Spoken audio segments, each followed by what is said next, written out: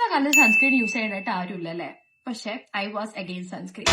Yes, ഒരു story പറഞ്ഞിട്ടുണ്ട്. Actually ഞാൻ എന്റെ കോളേജ് ഡേയ്സിലായ സെക്കൻഡ് ഇയർ തേർഡ് ഇയറിലൊക്കെ പഠിക്കുമ്പോൾ ഐ വാസ് അഗെയിൻസ്റ്റ് സൺസ്ക്രീൻ. ഞാൻ സൺസ്ക്രീൻ യൂസ് ആക്കിയിരുന്നില്ല. പക്ഷെ ഇനിയിപ്പോ യൂസ് ആക്കിയാൽ തന്നെ ശരിക്കും പറഞ്ഞാൽ മടികൊണ്ടാണ് ഞാൻ യൂസ് ആക്കാഞ്ഞത്. കാരണം നമ്മൾ എപ്പോഴും റീ അപ്ലൈ ചെയ്യേണ്ടി വരും. അങ്ങനെയൊക്കെയാണല്ലോ സൺസ്ക്രീനിന്റെ ഒരു മെത്തേഡ് എന്ന് പറയുന്നത്. So I was against. പക്ഷെ പിന്നെയാണ് എന്റെ സ്കിന്ന് ഭയങ്കരമായിട്ട് ഡൾ ആവാൻ തുടങ്ങിയത്. എന്റെ ആക്നി മാസമൊക്കെ ഭയങ്കരമായിട്ട് കൂടാൻ തുടങ്ങിയത്. ആ സമയത്ത് നന്നായിട്ട് കൂടിയിട്ടുണ്ടായിരുന്നു. അങ്ങനെ ഞാൻ പിന്നെ സൺസ്ക്രീൻ യൂസ് ചെയ്യാൻ തുടങ്ങി.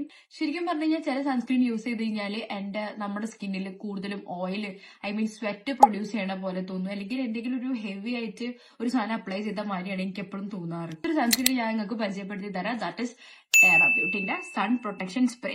സോ ഞാനിത് യൂസ് ചെയ്തിട്ട് കാണിച്ചു തരാം.